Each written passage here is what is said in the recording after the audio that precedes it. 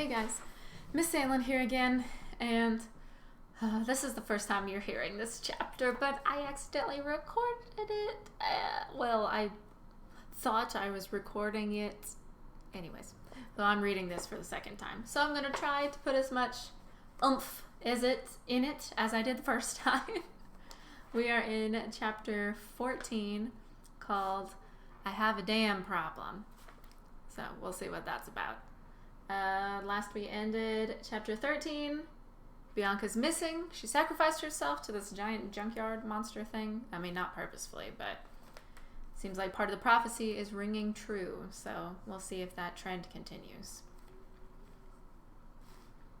At the edge of the dump, we found a tow truck so old it might have been thrown away itself. But the engine started and it had a full tank of gas, so we decided to borrow it. Thalia drove. She didn't seem as stunned as Zoe or Grover or me.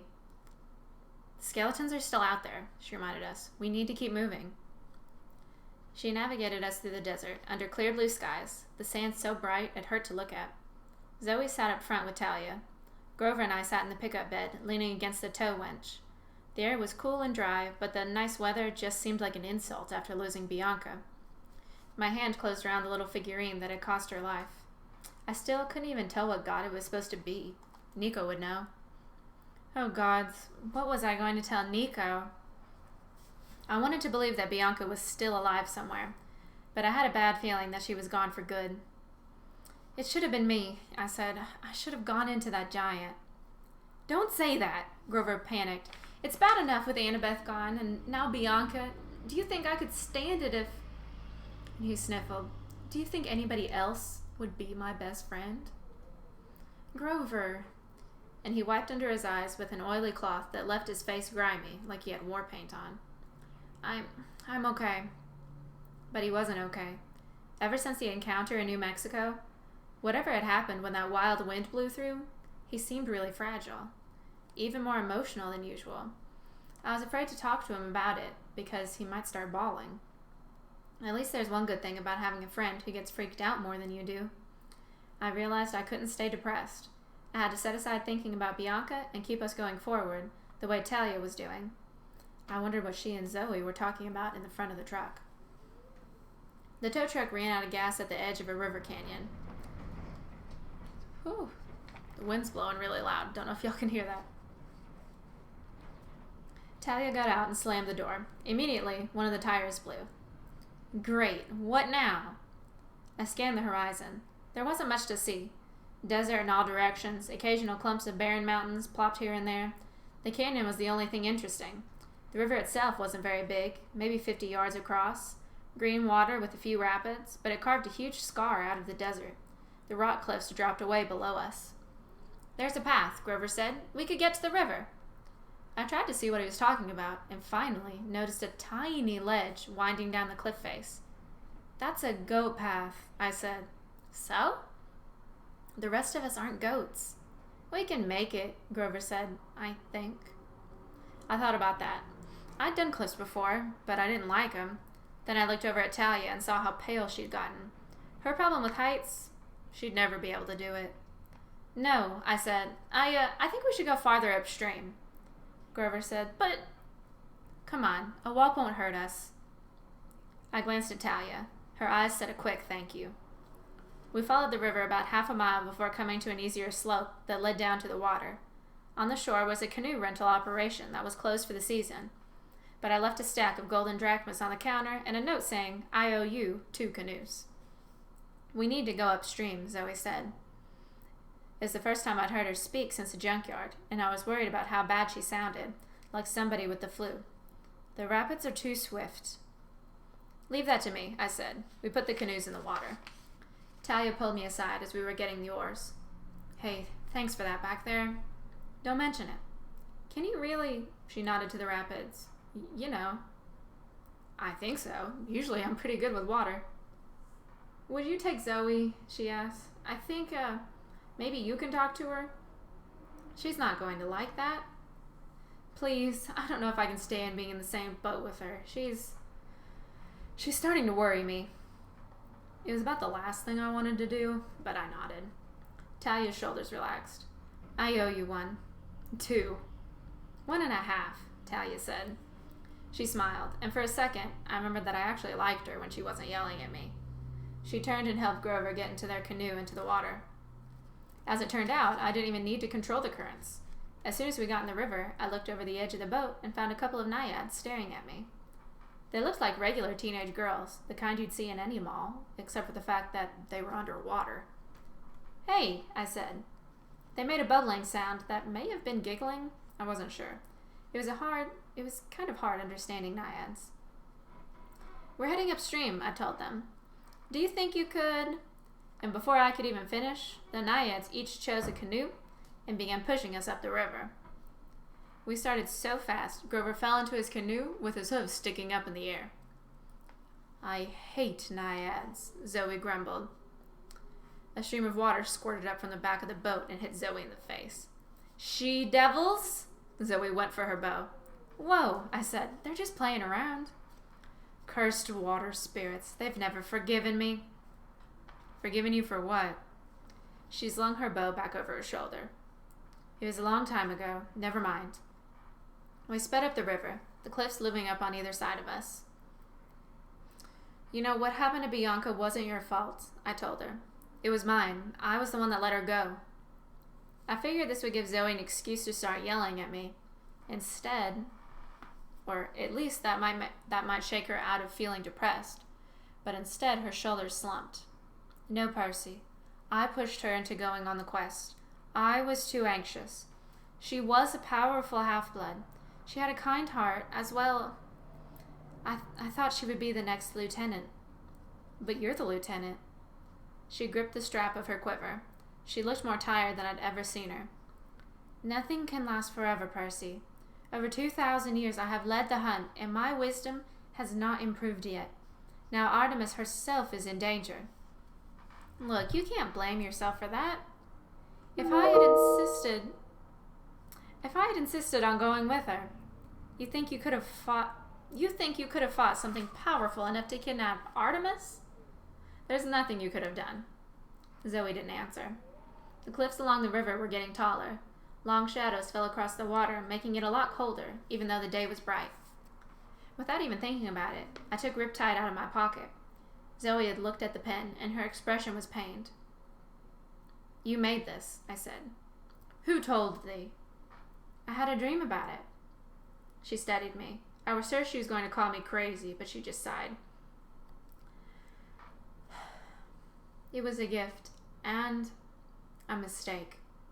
"Who is the hero?" I asked. Zoe shook her head. "Do not make me say his name.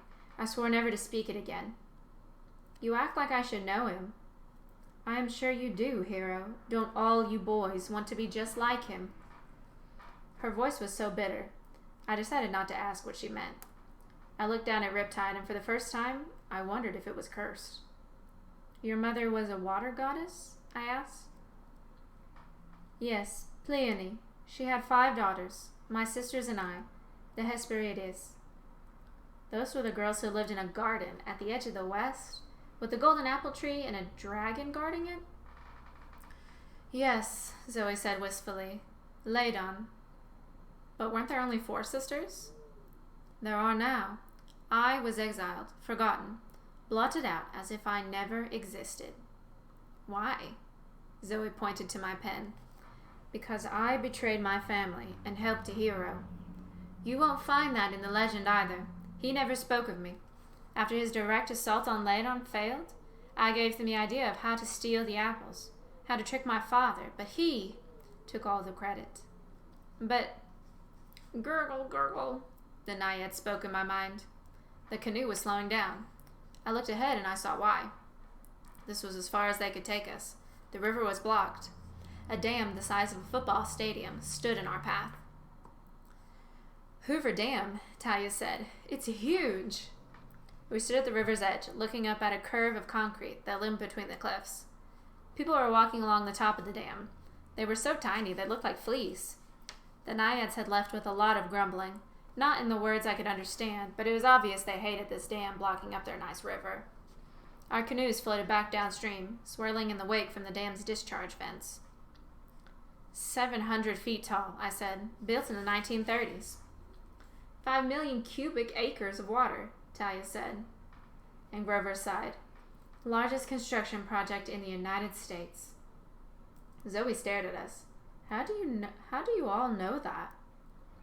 Annabeth, I said. She loved architecture. She was nuts about monuments, Thalia said.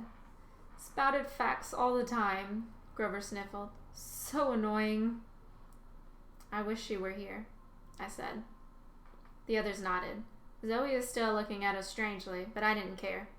It seemed like cruel fate that we'd come to Hoover Dam, one of Annabeth's personal favorites, and she wasn't even here to see it. We should go up there, I said, just for her sake, to say we've been. You are mad, Zoe decided. But that's where the road is. She pointed to a huge parking garage next to the top of the dam. And so, sightseeing it is. We had to walk for almost an hour before we found a path that led up to the road. It came up to the east side of the river. Then we straggled back toward the dam. It was cold and windy on top. On one side, a big lake spread out, ringed by barren desert mountains. On the other side, the dam dropped away like the world's most dangerous skateboard ramp, down to the river 700 feet below, and water that churned from the dam's vents. Thalia walked in the middle of the road, far away from the edges. Grover kept sniffing the wind and looking nervous. He didn't say anything, but I knew he smelled monsters.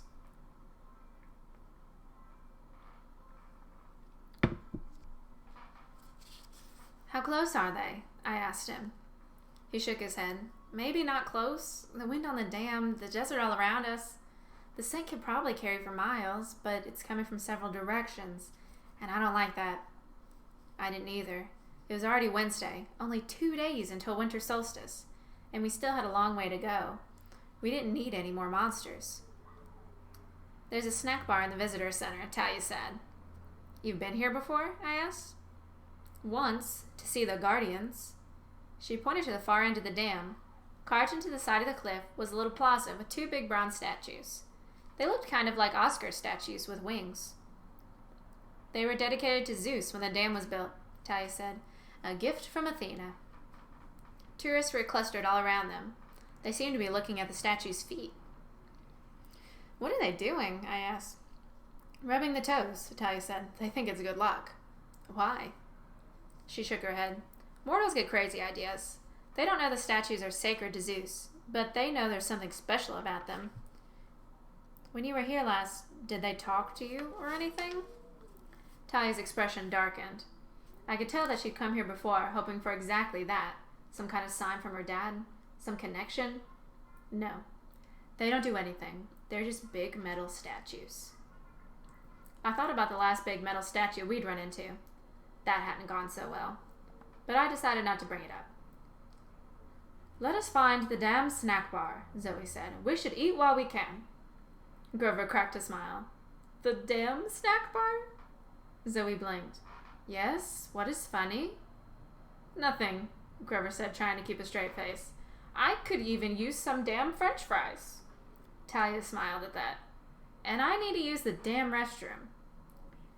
Maybe it was the fact that we were so tired and strung out emotionally, but I started cracking up, and Thalia and Grover joined in, while Zoe just looked at us. I do not understand. I want to use the damned water fountain, Grover said. And, Thalia tried to catch her breath, I want to buy a damn t-shirt. I busted up, and I probably would have kept laughing all day, but then I heard a noise. Moo! And the smile melted off my face. I wondered if the noise was just in my head, but Grover had stopped laughing too. He was looking around confused. Did I just hear a cow? A damn cow? Thalia laughed. No, Grover said. I'm serious. Zoe listened. I hear nothing. Thalia was looking at me. Percy, are you okay? Yeah, I said. You guys go ahead. I'll be right in. What's wrong? Grover asked. Nothing. I just need a minute to think. They all hesitated, but I guess I must have looked upset, because they finally went to the visitor center without me. As soon as they were gone, I jogged to the north edge of the dam and looked over. Moo! She was about 30 feet below the lake, but I could see her clearly. My friend from Long Island Sound, Bessie the cow serpent. I looked around. There were groups of kids running along the dam, a lot of senior citizens, some families too, but nobody seemed to be paying Bessie any attention. "What are you doing here?" I asked her. "Moo!" Her voice was urgent, like she was trying to warn me of something. "How did you get here?" I asked. We were thousands of miles from Long Island, hundreds of miles inland. There was no way she could have swum all the way here, and yet here she was. Bessie swam in a circle and butted her head against the side of the dam. "Moo!" She wanted me to come with her. She was telling me to hurry. "I can't," I told her. "My friends are inside." She looked at me with her sad brown eyes. Then she gave one more urgent "moo!" and she did a flip and disappeared into the water. I hesitated. Something was wrong. She was trying to tell me that. I considered jumping over the side and following her, but then I tensed. The hairs on my arms bristled. I looked down the dam road to the east, and I saw two men walking slowly toward me. They wore gray camouflage outfits that flickered over skeletal bodies. And I'll leave us on a little cliffhanger there. Y'all crazy hair on this spring break. I'll leave us on that cliffhanger. Wasn't not really great places to stop here in chapter 14, but it's kind of a long chapter and we got to take a pause in between this one. If you guys got any comments about that little funny bit in that chapter, or if you want to get in touch with any of us fifth grade teachers, remember we've got Zoom meetings every Tuesday, Thursday, and Friday at 1 in the afternoon. Plenty of time to sleep in. I like it too. And I guess that's about it. Remember to check back in for our read alouds. We are now like 3/4 done with this book, or maybe like 2/3. I don't know. We're quite a bit into it. So keep looking every day. I post weekly or daily, I guess, updates Monday through Friday of this. So I'll see you guys on Friday tomorrow.